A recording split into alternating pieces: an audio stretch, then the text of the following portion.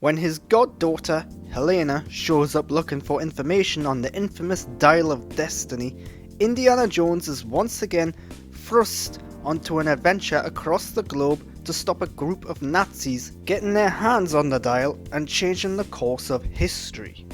Indiana Jones and the Dial of Destiny is a welcome but familiar return for the titular hero and archaeologist. Filled with good action and set pieces, this latest entry sometimes struggles to balance the new with the old. Not helping matters is its overly long runtime and pacing issues.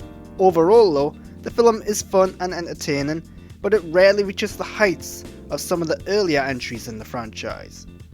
Harrison Ford returns as Indiana, donning the fedora and clasping his iconic whip one last time. He retains that quiet and charming personality while adding some grump and mood too.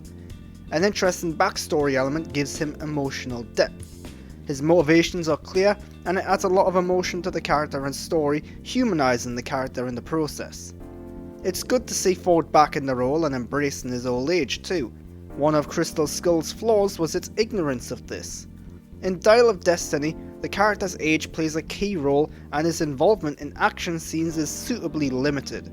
Newcomer Phoebe Waller-Bridge plays Helena, Indy's goddaughter and primary companion in the film. She is initially a little antagonistic, with unclear motives and allegiance. While many of the lines are supposed to be snarky and comedic, they often come across as insulting or spiteful instead. As the film progresses, her character's rough edges smooth out and she slowly becomes more likeable. But until that point, she and her younger, thieving companion are a tad frustrating and sometimes feel like an unwanted intrusion on Indy's last outing. Meanwhile, Mads Mikkelsen portrays the Nazi villain attempting to alter history. Mads is great as per usual, but his character's motivations and reasons are vague. Beyond him being a Nazi, it's unclear why he puts his plan in motion and what he wants to gain from it. Mads plays a determined man with brains and gravitas. It's just a shame the film doesn't dive into the character a little bit more. Boyd Holbrook is Mads' key henchman. This is perhaps the most underdeveloped role in the film. It's unclear who Boyd is and why he serves Mads' Voller. Throughout the film, he acts as a loose cannon, gun-toting assassin, but little else. In terms of the acting calibre, the villains are surprisingly weak and one note, but the actors add some dimension to them. James Mangold takes the director's seat this time around and proves he can create an action blockbuster with thrills and excitement. The film looks and sounds like the classic Indiana Jones films, with dark tombs and caves, sunlit vistas, and an adherence on practical locations and sets rather than CGI. For the most part, James and team make this Indiana Jones film a very grounded, real-looking film for most of its runtime. There is use of de-aging as well in the film, which is very convincing and used in appropriate ways. That long runtime is, however, an issue.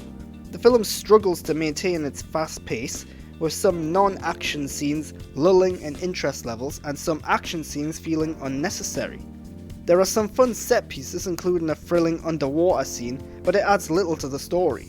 Additionally, some characters don't always seem important, such as Antonio Banderas' Diver and the young Teddy, Helena's pickpocket companion.